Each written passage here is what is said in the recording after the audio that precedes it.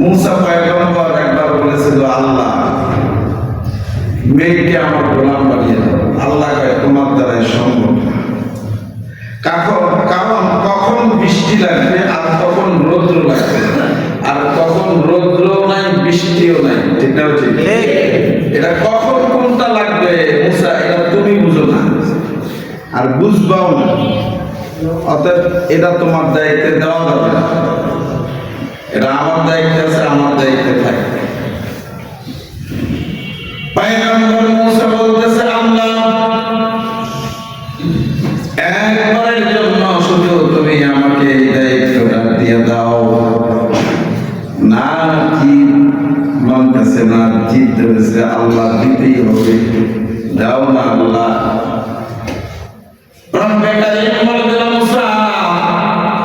যাও, আজ থেকে মেঘ তোমার গোলাম, মেঘকে তুমি যা বলবা মেঘ তাই করবে। কারণ মেঘ তো পরিচালনা হয় হযরত মিকাইল আলাইহিস সালাতু ওয়াস সালামের হুকুমে। মিকাইল আলাইহিস সালাতু ওয়াস সালামকে আল্লাহ যা যখন বলেন ওইভাবে মেঘটা পরিচালিত হয়। সুবহানাল্লাহ।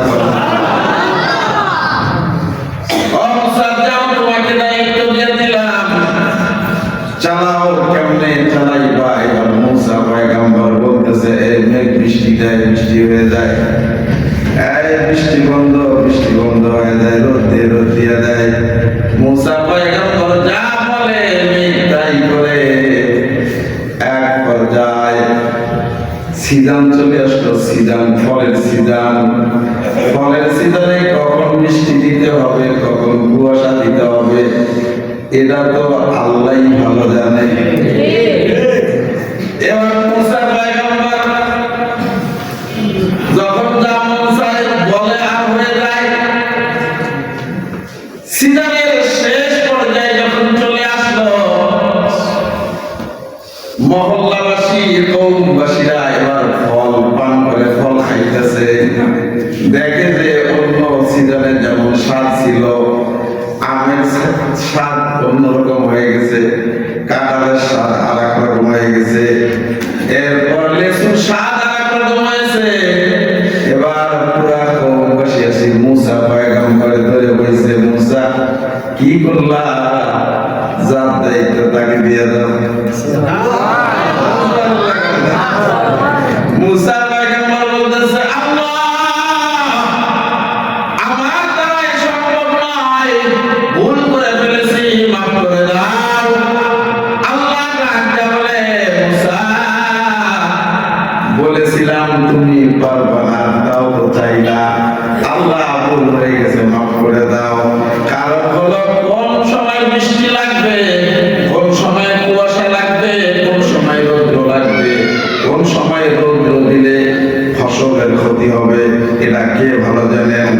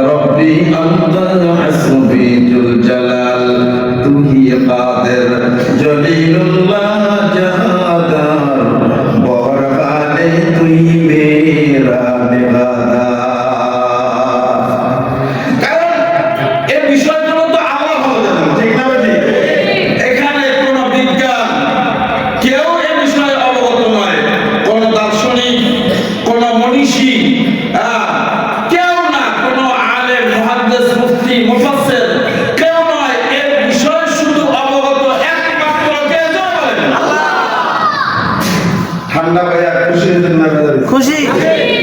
খুশি আছেন তো? বেদা নেন না? আল্লাহ যখন যা দেয় আলহামদুলিল্লাহ, ঠিক না? আল্লাহ যখন যা দিবে কি আলহামদুলিল্লাহ, আলহামদুলিল্লাহ করবেন না? আবার আল্লাহ যে খাওয়ায়, বাঁচায় রাখছে, সুস্থ রাখছে, ভালো রাখছে, এটাই তো বিশাল শুকরিয়া, ঠিক না? এটার প্রমাণ যদি চান চলে যান মেডিকেলে, পিজিতে যান, এমনি সিনায় যান, সাভারে যান, এনামে যান, বিভিন্ন মেডিকেলে যা দেখেন অবস্থাটা কি। আপনি ঠান্ডার ভিতরে গোসল করে মসজিদে চলে আসছেন,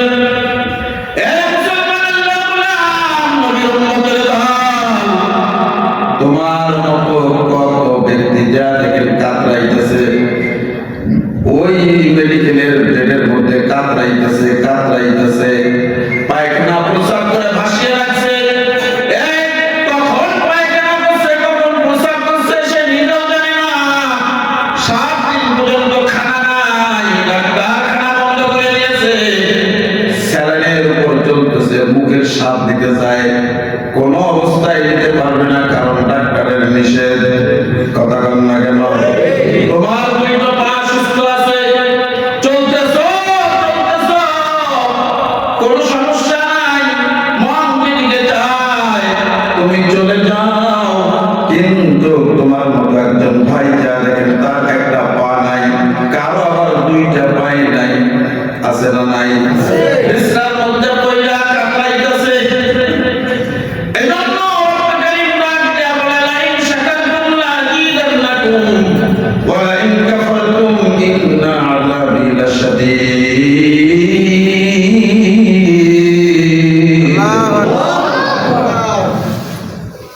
নিয়ামত পাইয়া শুকরিয়া আদায় করো। এই নিয়ামতের যত শুকরিয়া আদায় করবা, নিয়ামত বাড়িয়ে দেবে কে? আল্লাহ। নিয়ামতের শুকরিয়া আদায় করবে না তো নিয়ামত ছিনিয়ে নেবে কে? আপনি যত বেশি নিয়ামতের শুকরিয়া আদায় করবেন, আল্লাহ নিয়ামত বাড়িয়ে দেবে। ঠান্ডার মধ্যে ফজরের নামাজ পড়তে কষ্ট হয়ে যায়, 6 কাতার পর্যন্ত মুসল্লি হয়। এই আমার মসজিদে আমি আসার পর দেখেছি 2 থেকে 2.5 কাতার মুসল্লি, তাও আবার ছাত্র সহকারে। আস্তে আস্তে আল্লাহ তাআলা হেদায়েতের মালিক কে? আল্লাহ হেদায়েতের মালিক। 1 সপ্তাহ আগেও দেখেছিলাম আমি জুমার নামাজ, গত বৃহস্পতিবার নামাজ পড়াইছি 5.5 কাতার মুসল্লি, আজকে নামাজ পড়াইছি 4 কাতার। কেন 4 কাতার কেন? কারণটা কি? কারণ হলো কারো সুবিধাবাদী মুসল্লি মাইন্ডেড। মাইন্ড করবেন না রে বাজান, তোমার পায়ে আমার হাত, মাইন্ড করবে না। কারণটা কি? কারণ হলো, কেন বললাম সুবিধাবাদী মুসলমান, সুবিধাবাদী মুসল্লি, সুবিধাবাদী মুসল্লি কেন বললাম কথাটা একটু বোঝার চেষ্টা করবা। যদি বুঝো তাহলে আমাকে স্যালুট করবা, আর যদি না বুঝো তাহলে আমাকে হিংসার নজরে দেখবা।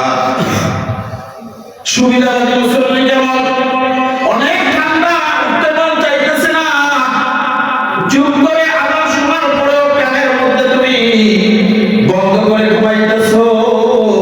আল্লাহ কয় বান্দা আযান হয়ে গেছে, সারা রাত হালাল ঘুম পারছো, আযানের পর যত ঘুম পারবা সব হারাম। আযানের পরে ঘুমটা হলো হারাম। শুধু হারাম নয়, তোমার উপরে আল্লাহর লানত চলে আসবে। এই মুসলমান আল্লাহর গোলাম, নবীর উম্মতের দল, হাক্কালে ছোট্ট একটা মারাত্মক একটা কথা বলে দেব, শুনবেন? যদি শোনেন তাহলে ফজর করতে হবে। কে কে শুনবেন আর ফজর করবেন? হাতটা আল্লাহকে দেখিয়ে দেন, কথাটা বলে দিচ্ছি। লিল্লাহি তাকবীর। তোমার এই বান্দাদেরকে তুমি 5 ওয়াক্তের জন্য কবুল করে দাও। জিন শয়তান হইতে হেফাজত করে দাও। মরদুদ শয়তান হইতে আল্লাহ তুমি তোমার বান্দাদেরকে হেফাজত করে নাও, বান্দেগানা হিসাবে কবুল করে নাও। আমিন বলে বলেন। এই যখন তুমি নামাজ পড়তে আসবা,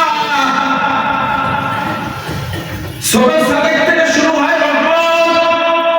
আল্লাহর রহমত সবে সাদেক থেকে শুরু হয়। ইসলাম পর্যন্ত এই রহমতটা চলতেই থাকে, চলতেই থাকে। যদি কোনো বান্দা ফজরের নামাজ পড়ার পরে ঘুমাইব না, ইসলাম পর্যন্ত নামাজ যদি ইশরাকের নামাজ নাও পড়ে, চুপ করে যদি বসে থাকে, এরপরেও এই রহমতগুলো তার মাথায় চলে যাবে। নিতে রাজি আছেন না? পয়গম্বর আরবিয়া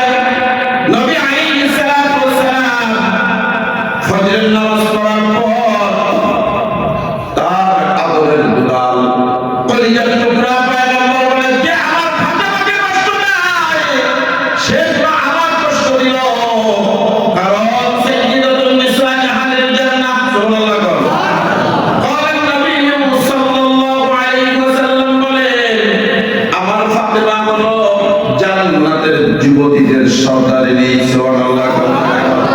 যে ফাতেমাকে কষ্ট দেয় সেজন্য আমার পয়গম্বরকে কষ্ট দিল, যে হাসান হুসাইনকে কষ্ট দেয় সেজন্য আমার পয়গম্বরকে কষ্ট দিল। মুহাম্মদ রাসূলুল্লাহ সাল্লাল্লাহু আলাইহি ওয়াসাল্লাম ফজরের নামাজ পড়ার পর হাঁটি হাঁটি পা পা করে মেয়ের বাসায় চলে গেছেন। যায় দেখেন ফাতেমা ঘুমাইতেছেন। ফজরের নামাজ পড়ার পর আবার শুয়ে বসছেন। পয়গম্বর ডাক দিয়ে বলতেছেন, ও ফাতেমা, এখন শোয়ার সময় নাই, এ মা, এখন তুমি শুয়ো না। কারণ হলো শোয়ার সময় এটা নয়, ফজরের নামাজের পর তাসবিহ তাহলিল পাঠ করতে হয় ইশরাক পর্যন্ত। কারণ হলো আযানের আগ মুহূর্তেই আল্লাহ রাব্বুল আলামিন রহমত নাযিল করা শুরু করে দেয়। আর এই রহমতগুলো যারা নামাজ পড়ে ফজরের নামাজের জন্য উঠে যায়, ফজরের নামাজ পড়ে ফজরের নামাজ থেকে নিয়ে ইশরাক পর্যন্ত অপেক্ষা করে, এদের উপর এই রহমতগুলো বন্টন হওয়া শুরু হয়ে যায়। বন্টন হইতে হইতে চলে যায়। মাগো, যারা এই সময়টা ঘুমিয়ে থাকে তাদেরকে এই রহমতগুলো দেওয়া হয় না। রহমত নিতে রাজি আছেন সবাই? ফজর করবে। শাহ ওলিউল্লাহ মুহাম্মদ দেহলভী রাহমাতুল্লাহি আলাইহি বলে, ফজরের নামাজ পড়লো যে আল্লাহর জিম্মায় গেল সে। ফজরের নামাজ পড়লো যে আল্লাহর জিম্মায় গেল সে। ইশরাকের নামাজ পড়লো যে তার নিজের জিম্মা আল্লাহ নিজেই নিল। এর লাগে কই দর্শকরা বুঝে বুঝে ভাত খায়, কিছু করে না, কোনো কাজ নাই। সফরে আছে 20 কিলো দূরে, 30 কিলো দূরে আছে, বাসায় আসতে আসতে লাঞ্চের সময় হবে। হুজুর, দয়া করে আমার খানার ব্যবস্থাটা করে রেখে যা দেখবেন আপনার বাসায় রেখে। কারণ কি? কারণ হলো দুনিয়ার জমিনের মধ্যে ফ্যাক্টরিতে চাকরি করে বাবা যান, মাসের 10 তারিখে তোমার স্যালারিটা দিয়ে দেবে, ঠিক না বাজে? কথা তুলে বলতে হবে, ঠিক না বাজে? মাসের 10 তারিখ বা 5 তারিখ বা 2 তারিখ বা 3 তারিখ একটা নির্ধারিত সময় আছে। এই সময়ের ভিতরে তোমার অ্যাকাউন্টে তোমার বেতনটা, তোমার স্যালারিটা ঢুকে যাবে। কিন্তু যারা মাঝে মাঝে অফিস করছে, মাঝে মাঝে করে নাই, বলেন তো দেখি তার বেতনটা আপনার বেতনের সাথে ঢুকবে না? কেন ঢুকবে না? কেন তাকে ওই দিকে রাখা হলো? সে কেন আসলো না? জবাবদিহি করতে হবে। কি কারণে আসলো না? চাকরি করবে কি করবে না? এরপর তাকে বেতন দিবে কি দিবে না? ফ্যাক্টরি সেটা বিবেচনা করবে। কথা কথা কেন? রব্বে কারীম ডাক দিয়ে বলে, বান্দা, আমি হলাম মুনিব, তুই হলি গোলাম। আমি আল্লাহ মুনিব আর তোরা হলি আমার গোলাম। যখন মুনিবের কাছে গোলামি করবা, টাইম মতো গোলামি করবা, টাইম মতো স্যালারিটা দুনিয়ায় পাইবা।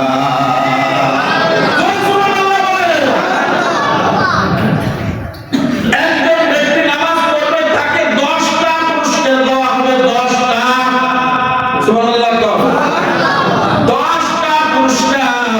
দুনিয়াতেই 5টা, আখিরাতে 5টা। দুনিয়াতেই 5টার 1 নাম্বার হলো আল্লাহ তার সম্মান বাড়িয়ে দেয়। দ্বিতীয় নাম্বার হলো আল্লাহ তাকে তার রিজিক বাড়িয়ে দেয়। সুবহানাল্লাহ। এটা আছেন না? আছেন না? আল্লাহ মওত কাসিম কুল্লু নাসিন শারিবু খবর বাইতি কুল্লু নাসিন দাখিলুন। তোমার কিন্তু মৃত্যু হবে, কবরে তোমাকে দাখিল করতে হবে, প্রবেশ করতেই হবে। তুমি করতে না চাইলেও তোমাকে দুনিয়া ছাড় দেবে না। দেবে? দুনিয়া তোমাকে ছাড় দেবে না। না না না, এই মুফতি সাহেবের লাশটা রাখা যাবে না। যত তাড়াতাড়ি করো দাফন করে ফেলো, কবর দিয়ে দাও, মাটির নিচে রাখা দাও। কারণ কি কয়? কারণ যত বেশি সময় থাকবে তত দুর্গন্ধ যাইবে। কথা বলেন না কেন? যত বেশি সময় থাকবে,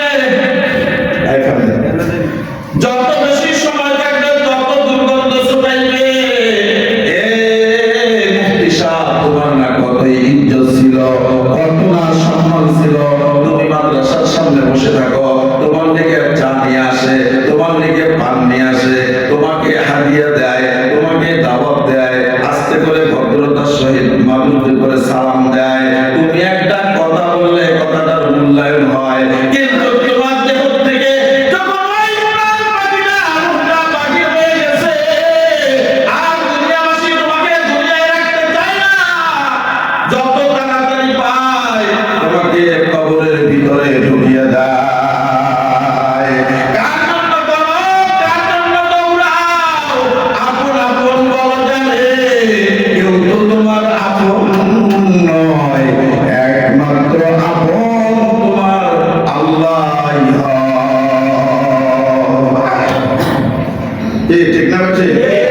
দুনিয়ার কেউ তোমার আপন নয়, সম্পদ তোমার আপন নয়, তোমার বিবি তোমার আপন নয়, তোমার সন্তান তোমার আপন নয়।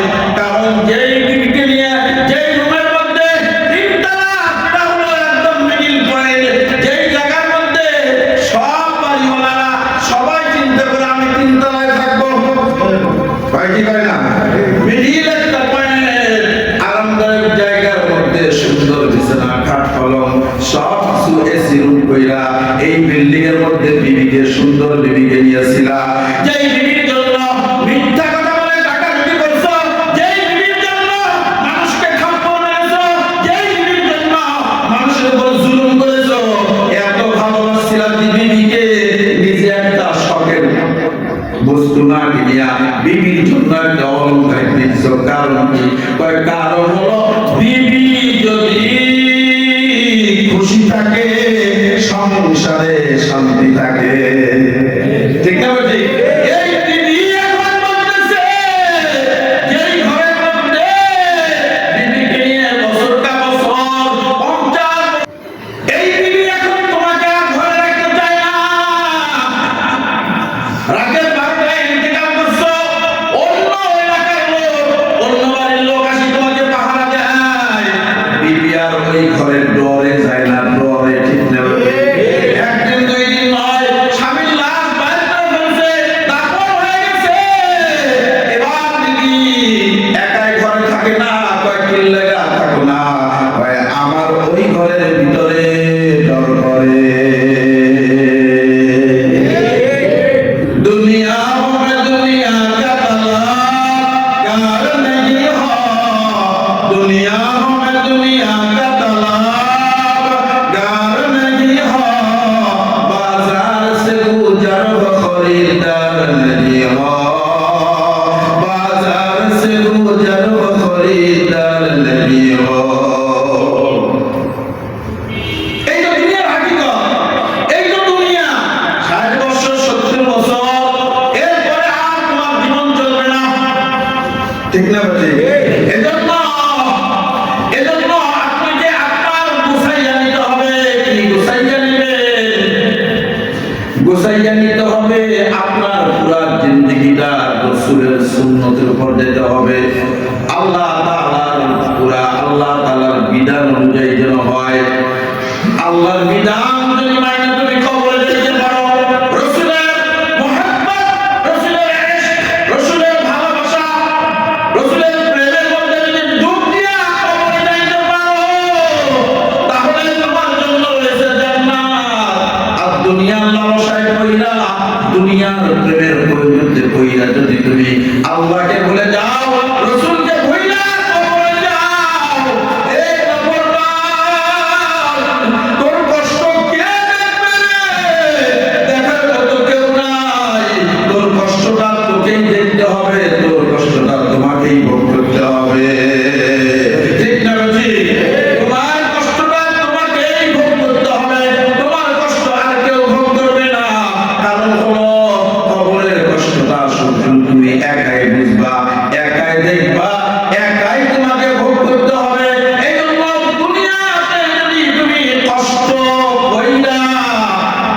আমাকে আল্লাহর রাসূলকে রাজি খুশি কইরা কবরে যাইতে পারো, তাহলে তোমার জন্য রয়ে গেছে জান্নাতুল ফেরদাউস।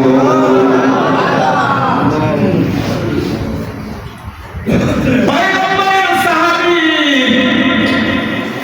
এত ইশক, এত প্রেম, এত ভালোবাসা। পয়গম্বরের সাহাবী, এমন একজন সাহাবী ছিলেন যে রসুলের পালিত সন্তান হয়ে গেছে, রসুলের পালিত সন্তান হয়ে গেছে। আমার আরেকজন সাহাবী ছিলেন, জীবনেও ঘর বাড়ি পর্যন্ত বানান নাই, রসুলের খেদমত করতে, আল্লাহর গোলামি করতেই জীবন শেষ করে ফেলছেন। জীবনেও কোনোদিন ঘর বাড়িটাও বানায় নাই, সংসারটাও বানায় নাই। আল্লাহু আকবার। সংসারটাও বানায় নাই। কেন বানায় নাই? দুনিয়ার সংসারে আমার দরকার নাই। দুনিয়ার সংসার দিয়ে কি করব? আমার তো আখিরাতের সংসারের দরকার। আখিরাত যদি ভালো হয়, দুনিয়ায় আমার শান্তির দরকার নাই। আর দুনিয়া ওয়াসিজুল মুমিন ওয়া জান্নাতুল লিল কাফির। দুনিয়াটা মুমিনদের জন্য জাহান্নামের একটা টুকরা। এই মুসলমান আল্লাহর গোলাম, নবীর উম্মতের দল, এটা তোমার জন্য একটা জাহান্নামের টুকরা, আর কাফেরদের জন্য হলো জান্নাত। ওরা দুনিয়া পাবে, আখিরাত কিচ্ছু পাবে না। দুনিয়াই পাবে, আখিরাতে কিচ্ছু পাবে না। ওরা সারা জীবন জাহান্নামে জ্বলতে হবে। এখন যদি এই লোকটা কোন কালিমাওয়ালার দিলের ভিতরে ঢুকে যায়, কোন কালিমাওয়ালার দিলের ভিতরে ঢুকে যায়, সত্যিকারের সে কালিমাওয়ালা না মুনাফিকওয়ালা? আহা আহা, একদিন তোর সোনার শরীর থাকবে না রে হায়, মাটির দেহ মাটির সাথে মিশবে ধুলায়। কিসের টাকা, কিসের করি, কিসের বাহাদুরি, সঙ্গে তোমার কেউ যাবে না, পুরুষ কিংবা নারী। যাবে? কেউ যাবে আপনার সাথে? আপনার স্বামী স্ত্রী যাবে আপনার সাথে? আপনার সন্তান ছেলে আপনার সাথে যাবে? কেউ আপনার সাথে যাবে না। আপনি একজন মানুষ যখন মরে যায়, শাহ শহরে থামবে রাহমাতুল্লাহ আলাইহি বলেন, মানুষটা মৃত্যুর পর এই মানুষটার মতো অসহায় আর কেউ থাকে না। সবচেয়ে অসহায় হয়ে যায়। এবার লোকটা মৃত্যুবরণ করার পর বয়ানের আয়াত যেটা পড়ছিলাম, বাজান আয়াত, আগামী জুমা এই বিষয়ে মেরাজের আলোচনা করব ইনশাআল্লাহ। সময় শেষ, সামান্য দুই চারটা কথা বলে দিয়ে শেষ করে দেব। মানুষের যখন মৃত্যু হয়ে যায়, এই তার রূহটা যখন বাইর হয়ে যায়, এই মানুষটা তার পুরা বায়োডাটা, সেই এই লোকটা চুপ করে আছে, কথা বলার শক্তি নাই, নড়াচড়া করার কোনো শক্তি নাই, এতটুকুর মধ্যেই সীমাবদ্ধ। ছেলেটার বাবা কি বলতেছে এই কথাটা ওই মোদ্দা ব্যক্তিরা শুনতেছে, বন্ধু বান্ধব কি বলতেছে মোদ্দা ব্যক্তিরা শুনতেছে, এই তোমার আত্মীয় স্বজন যা বলতেছে মোদ্দা ব্যক্তিরা শুনতেছে। গোসলের জন্য পানি রেডি হয়ে গেছে, মশারি টানাইছে, খাটলিটা ভিতরে নিয়া এবার গোসল করাচ্ছে। ওই মোদ্দা ব্যক্তিরা বলতেছে, ভাই এ ভাই, আস্তে আস্তে করে আমার শরীরটা তৈরি, আমার শরীরটা যখন আমার রূহটা বাইর হয়ে গেছে,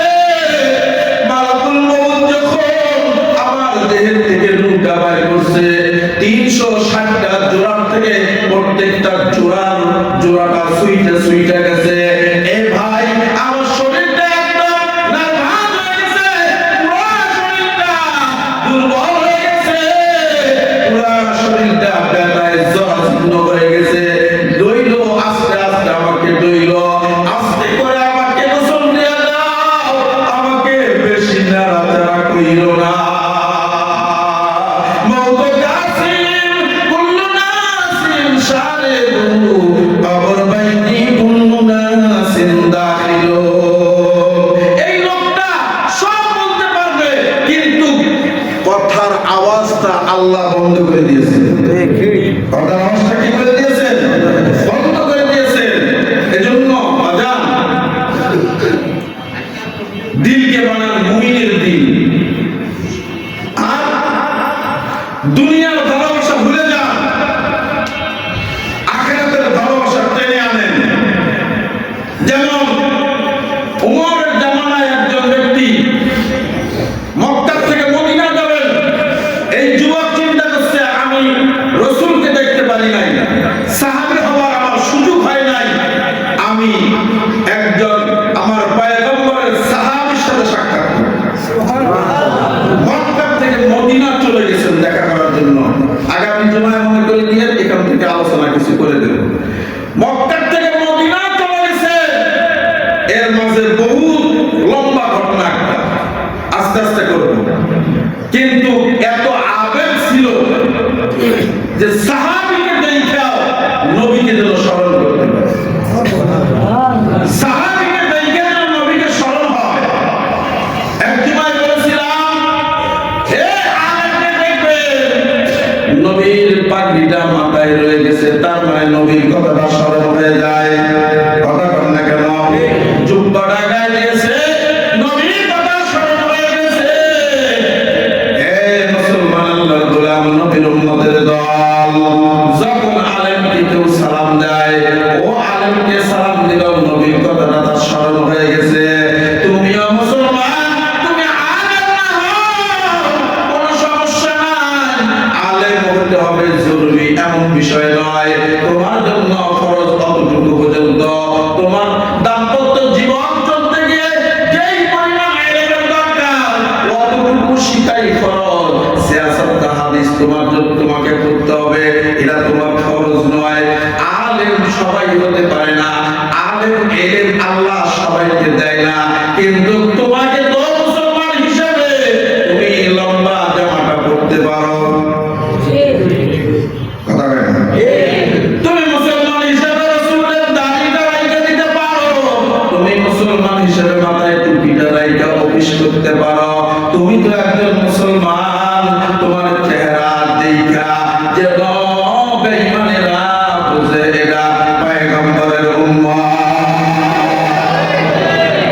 ঠিক না? ঠিক। কাফের মুশরিক নাস্তিক যেন বুঝে এরা পয়গম্বরের উম্মত। মুআজ্জাজ হাজিরিন, আসুন আমরা